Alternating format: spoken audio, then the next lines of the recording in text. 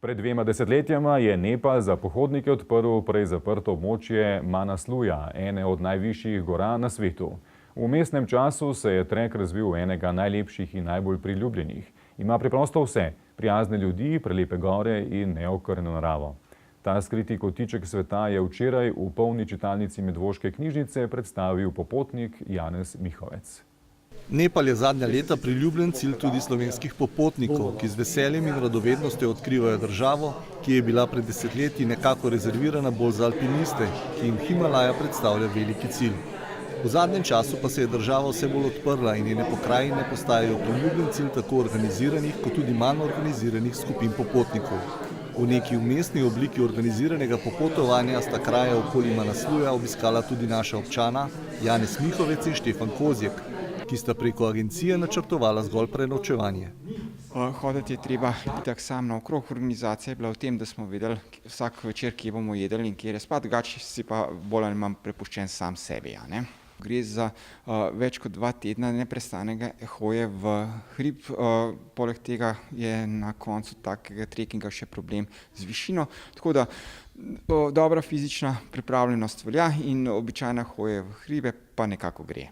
2 tedna hoje navzgor in navzdol po precej razgibani pokrajini jima ni predstavljalo prevelikega napora, saj sta vedela, v kaj se podajata. Zadeva je šla gor dol, ves čas po malem. Mislim, da smo naredili vsak dan približno 2000 višinskih metrov, tako da potem, ko človek pomnoži krat 14, tega kar nekaj nanese. Tako da ni samo to, da smo štartali na 500 metrov višine nadmorske, bil najvišja točka 5200 metrov visoko, ampak je šla zadeva gor dol in naokoli in vsak dan je bilo kar nekaj višinskih metrov, se pravi, kondicija je vsekakor bila potrebna. V takih potovanjih po krajih, ki ravno ne slovijo po ustrezni higieni in čistoči, je bistvenega pomena tudi to, da popotnik pazi na prehrano in uživanje tekočin. Že iz prejšnjih potovanj sem se naučil, da se je treba pošteno paziti, se pravi, nobene sumljive hrane, nobenega sumljivega sadja, pazljivo za vodo in potem to nekako gre. Predstavljajte si, človek si celo leto želi, da bi šel, potem pa končno se le gre in potem, da imaš potem neke resne zdravstvene težave, prebavne težave, je stvar, za katero se pač treba potruditi, se pravi, pazljivo potem pa že nekako gre. Ob upoštevanju uspešne priprave na potovanje ter ustreznega prehranjevanja med potjo, pa je Nepal vsekakor čudovita država, ki je prevzela popotnika, ki sta obiskovalcem predavanja vsaj preko fotografij lahko pokazala nekaj čudovitih drobcev te oddaljene države. Nepal je država sestavljena kot nekakšen mozaik, neznosna gneča v Katmanduju, potem vse posod vasi in riževa polja po podeželju in pa potem seveda Himalaja.